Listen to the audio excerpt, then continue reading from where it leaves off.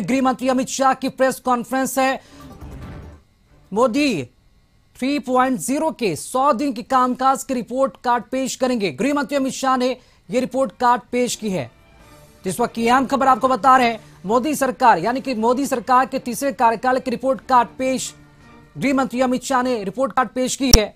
केंद्र गृह कृषि का जहां तक सवाल है, 70वीं किस्त प्रधानमंत्री किसान सम्मान योजना की 9.5 करोड़ किसानों को 20,000 करोड़ रुपया वितरित किया गया और अभी तक कुल 12 करोड़ 33 लाख किसानों को 3 लाख करोड़ रुपया वितरित किया गया है। खरीफ फसलों का एमएसपी बढ़ाया गया है। मैं एमएसपी पर जरूर कहना चाहूंगा कि आप लोग भी आंकड़ों का अध्ययन करिएगा। यूपीए सरकार और कांग्रेस की राज्य सरकारों से कई गुना ज्यादा एमएसपी की खरीदी भारतीय जनता पार्टी की नरेंद्र मोदी सरकार ने की है, हमारी एनडीए सरकार ने की है। यही बताता है कि ये सरकार किसानों के हितों को समर्पित है। मक्के से इथेनॉल के उत्पादन के लिए सहकारी चीनी मिलों के इथेनॉल उत्पादक इकाइयों का मल्टीफीड इथेनॉल इकाइयों में रूपांतरण किया गया है। अब वो न केवल गन्ने के रस से, मक्के से भी इथेनॉल उत्पाद कर पाएंगे। तो जिस वक्त देश में चीनी की जरूरत होगी तब गन्ने का रस का उपयोग नहीं होगा, मक्के का उपयोग होगा और चीनी ज्यादा होगी तब चीनी के रस से इथेनॉल बनेगा। हमने प्याज और बासमती चावल की न्यूनतम निर्यात मूल्य एमईपी को हटा दिया गया है। प्याज पर निर्यात शुल्क 40% से 20% करा है और एग्रीश्योर नाम का एक नया फंड लॉन्च करने का भी हमने काम किया है। मध्यम वर्ग को भी इस 100 दिनों में कई सारी राहत दी गई है। टैक्स राहत, 7 लाख तक की आय पर अब कोई टैक्स नहीं लगेगा।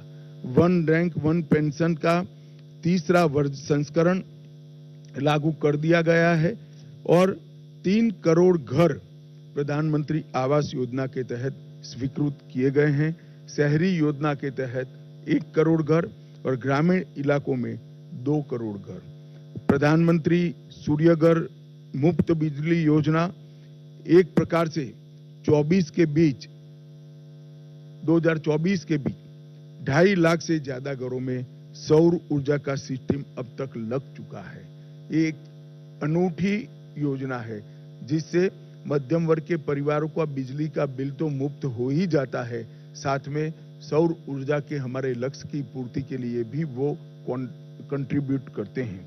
पीएम ई बस सेवा एनवायरमेंट फ्रेंडली सिस्टम तैयार करने के लिए लगभग 3400 करोड़ की सहायता से हमने पीएम ई बस सेवाओं की स्वीकृति दी है और स्टार्टअप को वित्तीय राहत और इनोवेशन को बढ़ावा देने के लिए स्टार्टअप पर 31% का बोझ डालने वाले एंजल टैक्स को समाप्त करने का भी निर्णय भारतीय जनता पार्टी की सरकार ने दिया है।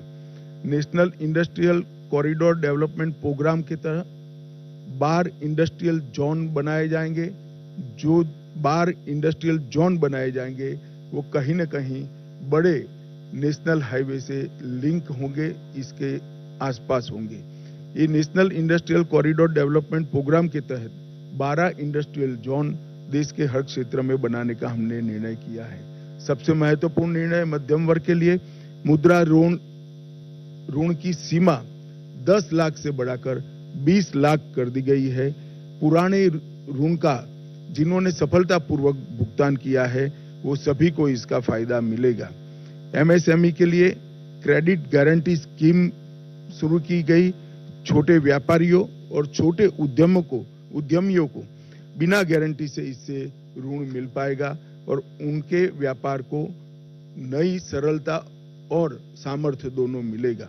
सशक्त युवा ये किसी भी देश के विकास की प्राथमिक शर्त है। 2 लाख करोड़ के पीएम पैकेज की घोषणा हमने की है जो 5 साल में 4 करोड़ 10 लाख युवाओं को इसका लाभ पहुंचने वाला है। 1 करोड़ युवाओं को टॉप कंपनी में इंटर्नशिप के अवसर, अलाउंस और एक मुश्त सहायता राशि देने का भी निर्णय हमारी सरकार ने किया है। केंद्र सरकार ने भी लगभग कई हजार नियुक्तियों की घोषणा की है।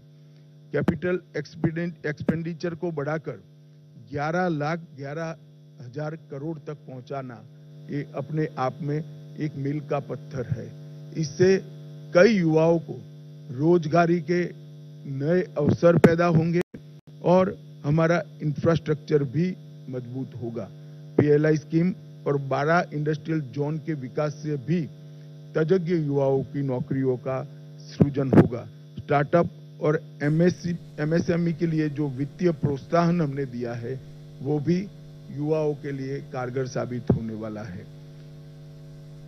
दीनदयाल अंत्योदय योजना के तहत 10 करोड़ से अधिक महिलाओं को संगठित कर 90 लाख से अधिक स्वयं सहायता जूथ बनाए गए हैं। और तो गृहमंत्री अमित शाह के प्रेस कॉन्फ्रेंस को आपने सुना। मोदी सरकार के तीसरे कार्यकाल के 100 दिनों का लेखा जोखा आपने सुना प्रेस कॉन्फ्रेंस के माध्यम से।